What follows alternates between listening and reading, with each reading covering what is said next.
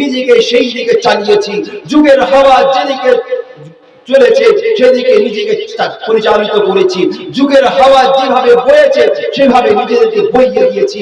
নিজের ঈমান দিয়ে সেই হাওয়াকে রুখতে পারিনি, নিজের ঈমান দিয়ে সেই হাওয়া থেকে নিজেকে বাঁচাতে পারিনি, বরং নিজেকে সেই হাওয়ার সাথে বইয়ে দিয়েছি।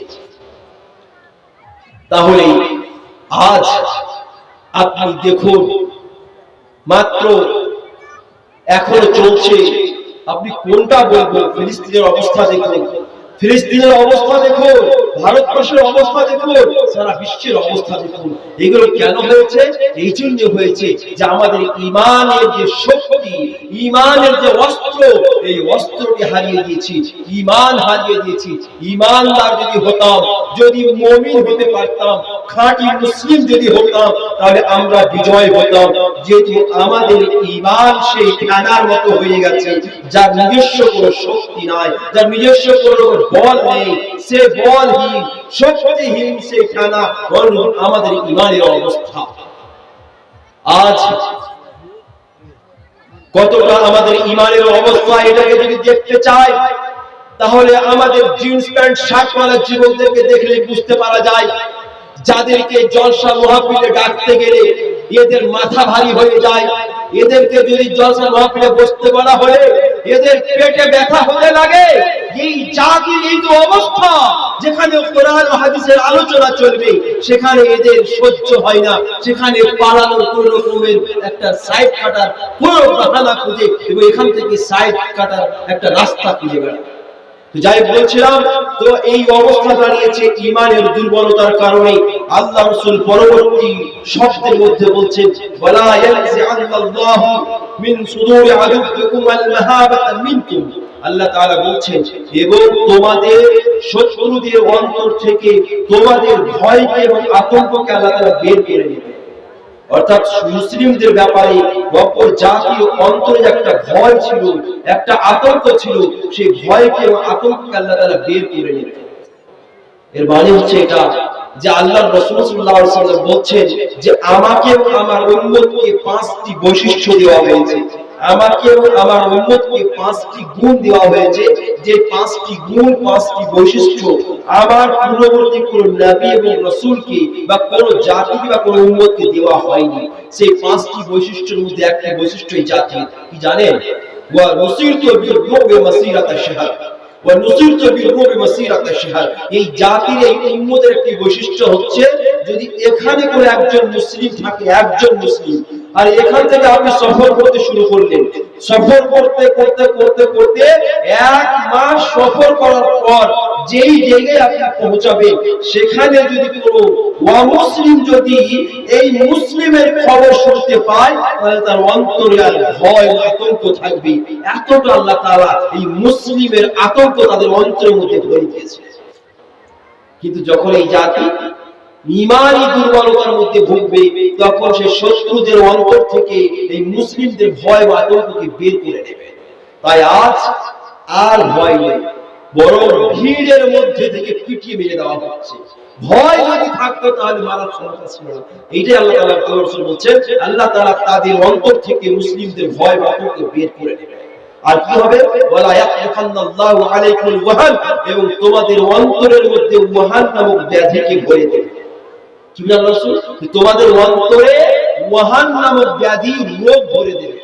যখন সাহাবা একরাম এই ওয়াহান নামক রোগের কথা শুনলেন, তো সাহাবা একরামদের মধ্যে একজন সাহাবী দাঁড়িয়ে প্রশ্ন করে বসলেন। ক্বালা কাইল, একজন প্রশ্নকারী প্রশ্ন করে বসলেন, ওয়ামাল ওয়াহান ইয়া রাসূলুল্লাহ, আল্লাহর রাসূল, আপনি যে ওয়াহান নামক রোগের কথা বললেন, ওয়াহান নামক ব্যাধির কথা বললেন, এই ওয়াহান নামক ব্যাধি কি জিনিস? ওয়াহান নামক রোগ কি জিনিস? এই কোন রোগকে ওয়াহান বলা হয়? কোন ব্যাধিটাকে ওয়াহান বলা হয়? তো আল্লাহর রাসূল সাল্লাল্লাহু আলাইহি ওয়াসাল্লাম ওয়াহান নামক রোগের পরিচয় দিতে গিয়ে বলছেন, হুব্বুদ দুনিয়া ওয়া কারাহিয়াতুল মাউত। অর্থাৎ ওয়াহান নামক অসুখ হচ্ছে পৃথিবীর ভালোবাসা, দুনিয়ার ভালোবাসা, দুনিয়ার মায়া, দুনিয়ার মমতা, দুনিয়ার প্রেম, দুনিয়ার ভালোবাসা। আজ এই জাতির মধ্যে পৃথিবীর ভালোবাসা ঢুকে গেছে বলে এই জাতির মধ্যে এই দুনিয়ার প্রেম ঢুকে গেছে বলে, এই জাতির অন্তরে পৃথিবীর মায়া ঢুকে গেছে বলে এদের দুনিয়াকে পাওয়ার জন্য, দুনিয়াকে অর্জন করার জন্য যতগুলি শরীয়ত বিরোধী, শরীয়ত পরিপন্থী যতগুলি পথ পন্থা আছে, সব পথ পন্থা অবলম্বন করে তারা দুনিয়া অর্জন করবে। যার কারণে এই জাতির অবস্থা এই হয়ে দাঁড়াবে যে অপর জাতিরা এদেরকে মুড়ি গাজার মতো কেটে কেটে, যেটা আমরা আজ পুরো ভারতবর্ষ সারা বিশ্বে আমরা দেখছি।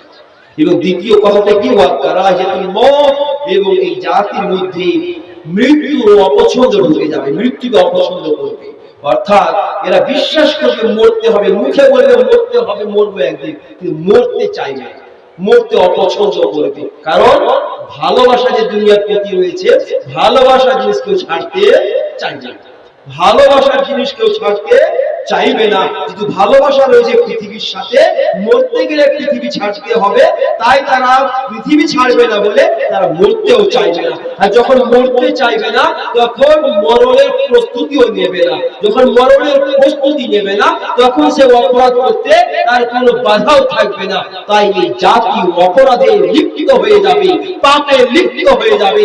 পৃথিবীর অর্জন করার জন্য যা কিছু করা দরকার, যেভাবে অর্জন করা দরকার, সব রকমের পথ পন্থা অবলম্বন করবে, সব রকমের পদ্ধতি অবলম্বন করবে, আর সেই সমস্ত পথ পন্থা পদ্ধতির মাধ্যম দিয়ে এই পৃথিবীকে অর্জন করবে। আর যার খেসারত স্বরূপ এদেরকে অপর জাতির কাছে লাভ খেতে হবে, যা আজকে বর্তমান সময়ে লাভ খাচ্ছে এই জাতি। আর কেন হবে এটা? আর অনেকগুলো অপরাধের কথা আমি বলবো, তার মধ্যে একটা অপরাধ আপনাকে বলছি, এবং হাদিস, আল্লাহর রাসূলের হাদিস মিলিয়ে দেখবেন যে এই অপরাধটা কতটা জড়িত। আল্লাহ রাসূলুল্লাহ মুহাম্মদুর রাসূলুল্লাহ সাল্লাল্লাহু আলাইহি ওয়াসাল্লাম বলেছেন, ওয়ালাম ইয়ানকুসুল মিকয়ালা ওয়াল মিজানা ইল্লা উখিযু বিস-সিনিন ওয়া যাওয়া সুলতান আলাইহি। আল্লাহ রাসূল সাল্লাল্লাহু আলাইহি ওয়াসাল্লাম বলেছেন, যখন এই জাতি নাক তোলে, ওজনে যখন কম করতে লাগবে, যখন এই জাতি ওজনে কম দেবে এবং পুরোপুরি নেবে, এই পাপ যখন এই জাতি করবে, এই অপরাধ, এই গুনাহে যখন এই জাতি লিপ্ত হয়ে যাবে, যখন এই অপরাধ যখন হতে থাকবে, আল্লাহ রাসূল বলছেন ইল্লা উখিযু বিস-সিনিন, তখন সেই জাতির উপরে তাহাত চালিয়ে আসবে, সেই জাতির উপরে বৃষ্টি নেমে আসবে, বৃষ্টি আকাশ থেকে বন্ধ হয়ে যাবে, ওয়া যাওরি সুলতান আলাইহিম, এবং সবচেয়ে বড় যেটা অপরাধ, যেটা হবে পাপ, আযাব আসবে, সেটা হচ্ছে কি, শাসকের অত্যাচার নির্ধারিত হয়ে যাবে। ওয়া যাওরি সুলতান আলাইহিম, শাসকের অত্যাচার। আজ মোদী নামক শাসকের অত্যাচার এই জাতির জন্য নিয়োজিত হয়ে গেছে, এই জাতির জন্য নির্ধারিত হয়ে গেছে। আল্লাহর কসম করে বলছি, পূর্বেই বলছিলাম যে এই পশ্চিম বাংলার মাটিতে এক নয়, দুই নয়, প্রায় 35 লক্ষ আধার কার্ড রিজেক্ট করে দেওয়া হয়েছে। এক নয়, দুই নয়, হাজার হাজার আপনার মানুষের এই ভোটার লিস্ট থেকে নামকে বাদ দিয়ে দেওয়া হয়েছে।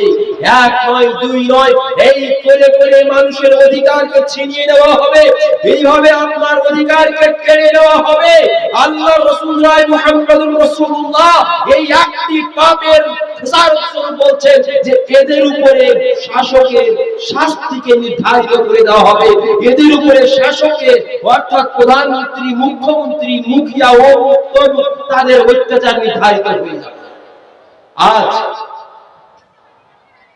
যে বিভিন্ন স্তরের যে শাসক, সে প্রধান থেকে নিয়ে এক প্রধানমন্ত্রী পর্যন্ত, পঞ্চায়েতের প্রধান থেকে নিয়ে এক প্রধানমন্ত্রী পর্যন্ত এই শাসকদের যে অত্যাচার মানুষের প্রতি, এটা বলার অপেক্ষা রাখে না।